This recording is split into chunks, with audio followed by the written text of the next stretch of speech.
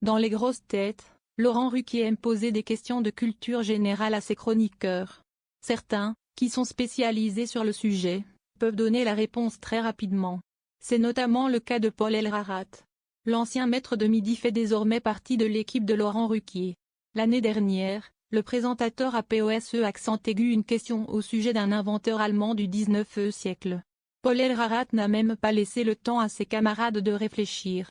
Il a en effet donné la réponse en quelques secondes seulement. Après avoir donné la bonne réponse, Paul Elrarat était sur le point de prendre la parole.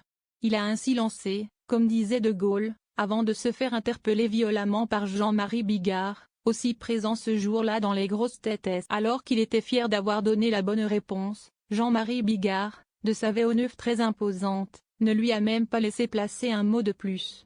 En effet, avant qu'il ne prenne la parole, l'humoriste a hurlé sur le plateau des grosses têtes, « Tagu, Tagu, tu comprends ça ?»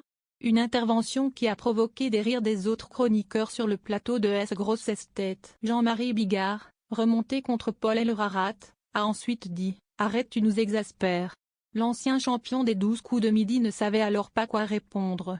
Sur le plateau des grosses têtes, il est fréquent que les chroniqueurs se lancent des piques en direct. Cependant, les internautes ont très mal vu la remarque de Jean-Marie Bigard adressée à Paul Elrarat. Cette séquence a depuis été partagée sur Instagram. Dans les commentaires, les internautes n'ont pas hésité à monter au créneau. On pouvait en effet lire ce genre de remarques: « Eh nous, c'est Bigard qui nous exaspère, PFFF, le ta gueule de Monsieur Bigard est d'une bassesse », ou bien encore on ne dit pas ces mots. Ils ont une fréquence et qui plus est, Paul est autiste aspergé donc sensible. Il en a marre des caméos. Paul Elrarat sait qu'il ne fait pas l'unanimité auprès des chroniqueurs des grosses têtes.